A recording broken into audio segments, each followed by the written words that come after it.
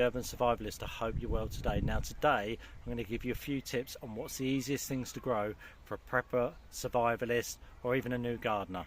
And this is from experience. Let's have a look. Now the first thing we got on the list is potatoes, because potatoes will literally grow anywhere. I mean, it's looking healthy at the moment, but we've taken loads out already, and we wait for these to die. They flower, they die, and then we take them up. So potatoes, definitely easy. If we look over here on my allotment, so these are flowering now. These are red potatoes. These were from an old potato that was 2 years ago, and it just keeps reproducing here. I'm not sure why, but yeah, we seem to be getting quite a little abundance of them. Yeah, so potatoes. Now the next one is peppers. As you can see, we've got a lot of pepper plants in here, but they're actually quite self-sufficient. Let's have a look in the other side. Yeah, so if you can see here, chili peppers, quite a few on there at the moment. So we've got chili peppers, and we've got bell peppers going on there, and sweet peppers. So another one that's quite simple to grow for a beginner. Now as we come in the greenhouse, tomatoes. Tomatoes is like we grow a hell of a lot of, and they're not actually that hard to grow. Just time. There you go. We've got some on the go.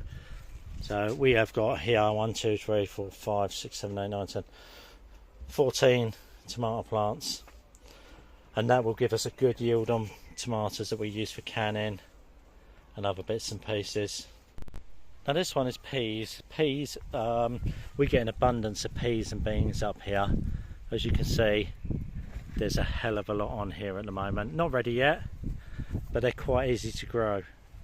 I mean, these have literally taken about 4 weeks to get to this stage. So yeah, and again, they'll lose their flowers and the pods will start filling out, and they'll be ready to pick.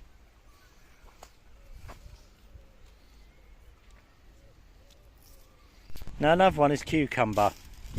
Now if you see my previous posts on my groups and that, it's this little dinky thing here. Another little dinky thing next to it. This is quite simple to grow. I mean, this, just looking at here, I mean, if you come and look over here, got a couple of ones on there. But this is quite easy to grow, so you can just stick this in a pot in your yard. Next thing is golden beetroot. As you can see, we've got a couple in there.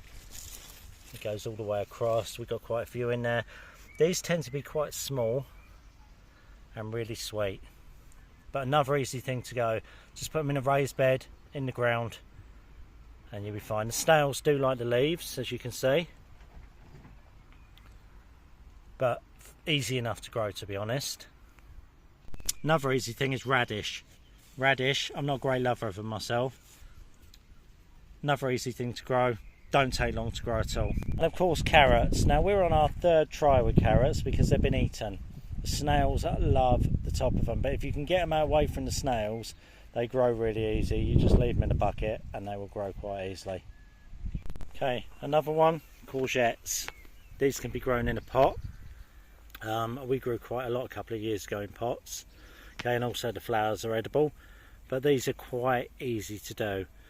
We planted this among the corn because we was going to do like 3 sisters, like squash, corn and beans, but we've just gone for the 2 this year. Hey, but courgettes. Now here we have leeks. Leeks again are fairly easy. These were done from seed, so literally looking good. I need to weed in between them, but yeah, they're looking good. We take them when they're kind of like young, so they're not too big and chunky because they're nice and sweet. But leeks, just stick them in the ground, bit of blood and bone, and they come up quite quickly. Okay, so this is like a good one, squash. Now we've got all types of squash here. We've got 1, 2, I think we've got about 9 plants here. But these trail as well when they cover the floor to stop the weeds. And we still have squash in the cupboard from last year that's still edible.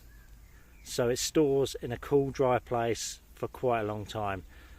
Easy to grow, and a great prepper survival food. Look what these are. You might be able to tell straight away. This is our 2nd year of trying this. These are actual sweet potatoes and they love the heat. Now the thing is with these is like we grew them last year and they were quite thin, so they look more like carrots. So we learned by our mistake, and we're trying to actually we've put them in a bit earlier this year, so hopefully they turn out okay. And as you can see, this is from the bindweed family, because if you look on your allotment or garden, there's bindweed everywhere. It's exactly the same. Now here's one that I don't particularly like myself, but my wife loves them. It's broad beans.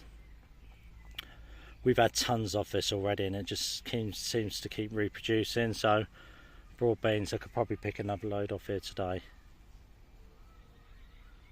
Okay, so that's like the things that are easy to grow, not too hard to grow at all. Now let's have a look at the mistakes we've made. First of all, I said about the carrots, so they were getting eaten, so we've had to replant them, so we got seeds in there again. A few are growing, but like the majority, about 80% were eaten because of the bad weather we've had this year. Now also, broccoli and brassica. For some reason, we just can't grow that. Have a look. Now usually we do really well with kohlrabi and stuff like that. As you can see, we got kohlrabi, which is usually quite easy to grow. But because of this freak weather we've had this year, it just doesn't seem to want to go. I mean, these are still healthy. These broccoli are down the front. But it's, yeah, we've had a lot of bad weather, a lot of snails, a lot of slugs, and they seem to want to eat everything.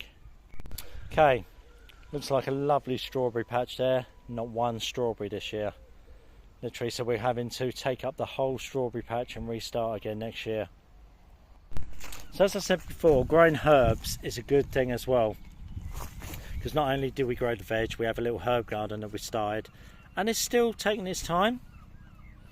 Okay, speaking of time, so we got lemon thyme here, we got rosemary here, we have got sage here,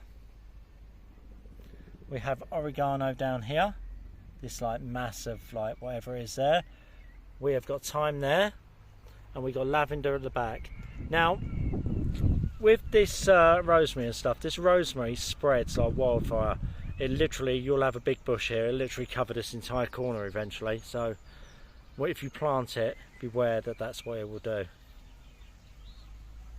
But still, herbs all the same, lovely things to have. What we do, if anyone's seen the videos we've done before, we literally dry the herbs out, we dehydrate them, and then we put them in jars, like this picture. And whatever you're growing, try and plant some flowers, because they attract the bees that can pollinate your fruit and veg. The flowers look pretty, and you can also put them in vases in your house. But yeah. Okay, so that's just a quick video. I'm hoping this helps. So what I'm basically saying is that if you're starting off to prepping and you want to grow your own food, get yourself, so even if you haven't got like an allotment, luckily we got an allotment, but we do the stuff at home as well, is get yourself some large pots and grow some tomatoes, some cucumbers, some potatoes,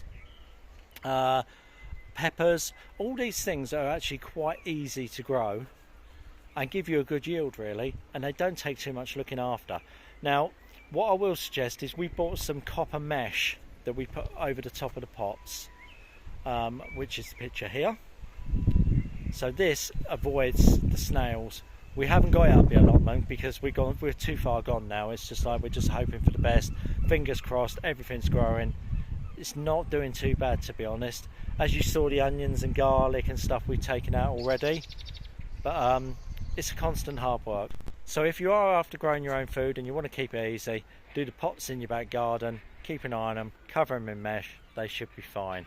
Okay, start off small, and once you get the hang of it, then start adding different things, look into it.